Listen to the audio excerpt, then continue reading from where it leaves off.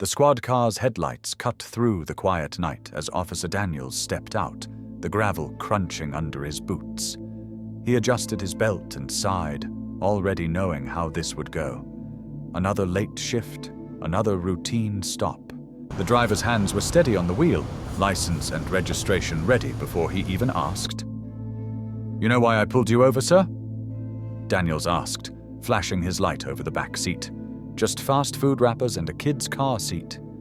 "Speeding, yeah, I get it," the guy muttered, rubbing his temple like this was the last thing he needed tonight. Then the dog hit. The K9 unit had been trailing behind. Standard procedure, but the way the dog's ears perked up, something was off. Daniels frowned as the animal lunged toward the trunk, claws scrabbling at the metal. "Pop it open," he said, voice tighter now. The driver hesitated, just a second too long. Daniel's pulse kicked up as the trunk swung wide, revealing not spare tires or emergency kits, but rows of neatly packed bricks wrapped in plastic. The driver's face went pale under the flashing red and blue. "You gotta believe me, man, I didn't—" Daniels cut him off with a sharp gesture, radio already at his lips. The night had just gotten a lot more interesting. Danielle Stafford wasn't just any engineer. She was the kind who could take a problem apart and put it back together better than before. With a sharp mind and a steady hand, she'd built a solid career in a field where precision mattered. But here's the thing. Her paychecks didn't quite add up to the life she was living. She owned not one, but two properties.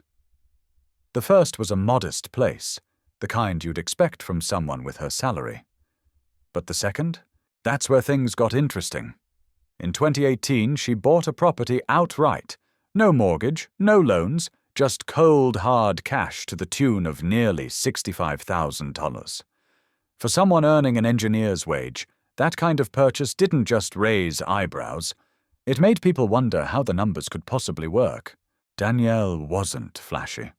She didn't drive a luxury car or wear designer labels. But the math on her assets? That told a different story.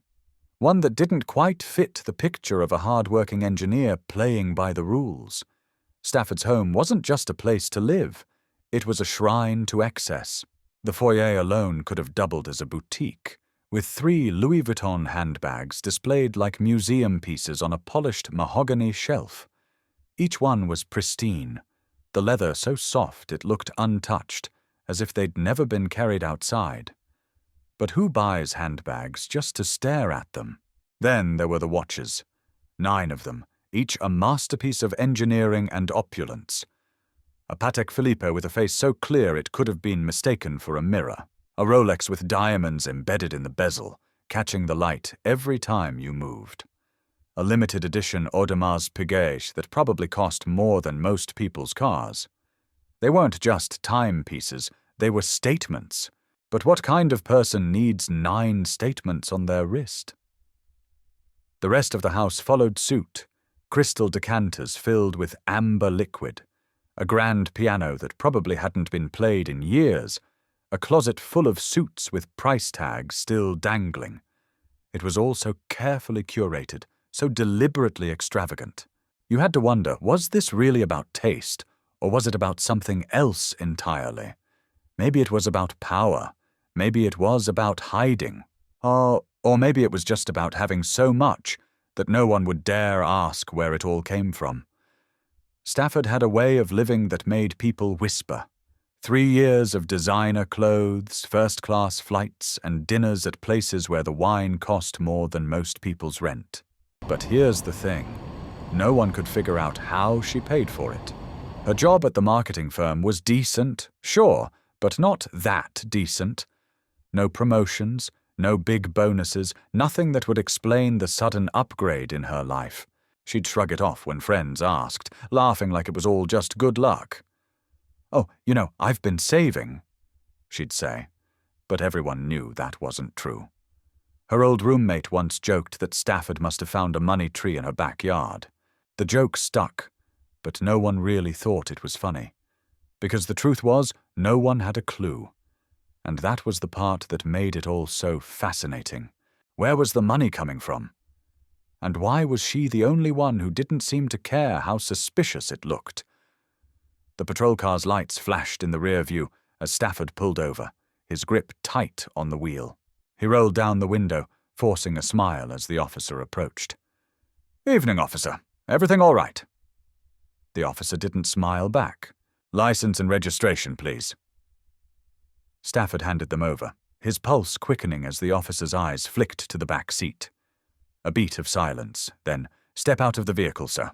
Stafford complied, hands visible, but his mind raced. He'd been careful, too careful. The officer's partner joined, and they moved to the trunk. A routine check, he told himself. Then the officer's radio crackled, and everything changed. "Sir, we're going to need you to open the trunk." Stafford hesitated, but the officer's tone left no room. The latch clicked, and there it was, a duffel bag, zipped but not well enough. The officer unzipped it, and the sharp, unmistakable scent hit the air. Bags of cannabis, neatly packed, worth more than Stafford could explain away. The officer's voice was steady, almost disappointed. "You're under arrest." Stafford's stomach dropped. This wasn't just a stop anymore, it was the end of the road. The officer pulled out a clear evidence bag, the contents stark against the plastic. 56 small wraps, each one a tight little package of trouble.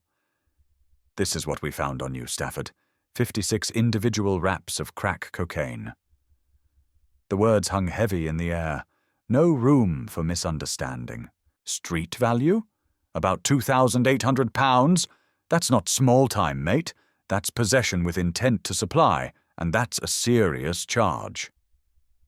Stafford's face went pale, his hands trembling just slightly. He opened his mouth, but the officer cut him off. "You're looking at up to life behind bars for this. The Crown takes this kind of thing very seriously. You're not just holding, you're dealing, and that changes everything." The weight of it settled over the room, the reality sinking in. This wasn't a slap on the wrist. This was the kind of charge that could bury him. The first bundle was tucked behind a loose panel in the kitchen cabinet, wrapped in a plastic bag, and secured with a rubber band. 3,200, neatly stacked, as if she'd just pulled it from the bank. But this wasn't savings. It was payment. The next stash was under the floorboard in the bedroom, another $5,000, this time with a handwritten note. For the next shipment. It didn't take long to find the rest. $2,500 in an old shoebox, $8,000 stuffed inside a hollowed-out book, and the biggest haul, $12,000, hidden in a false bottom of her wardrobe.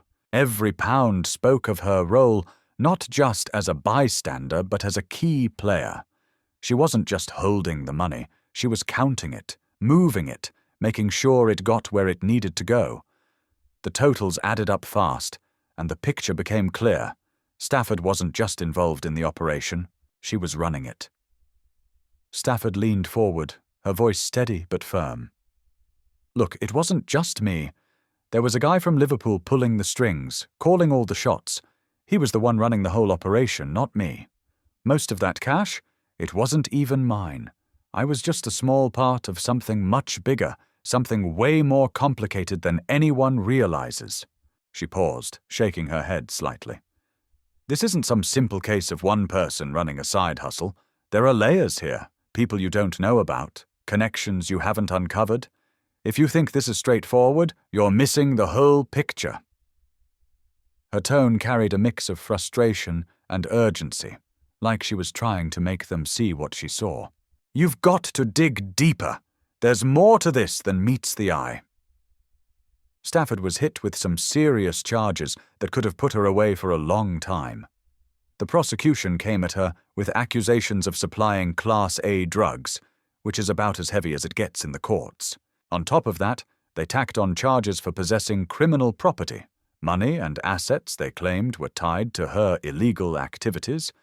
The legal consequences were no joke. Supplying Class A drugs alone carries a maximum sentence of life imprisonment, and the courts don't mess around with that kind of thing. Even if she didn't get the full whack, she was looking at years behind bars. The criminal property charges added another layer, meaning the prosecution could go after everything she owned, arguing it was all part of her illegal operation. Her legal team had their work cut out for them. The evidence was stacked high, and the prosecution wasn't backing down.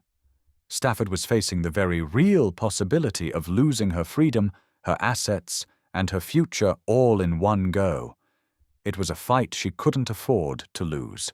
The judge's voice was steady, the words carrying the weight of the law. "Stafford, you've been found guilty on all counts.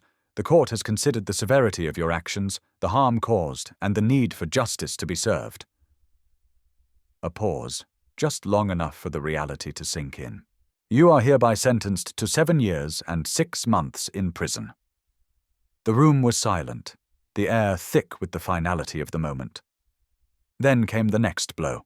Additionally, under the Proceeds of Crime Act, you are ordered to repay the sum of £96,263. No room for argument, no chance for appeal, just the cold, hard truth of what she'd done and what it would cost her. The gavel struck, and just like that, her fate was sealed. Years behind bars, a debt that would follow her long after.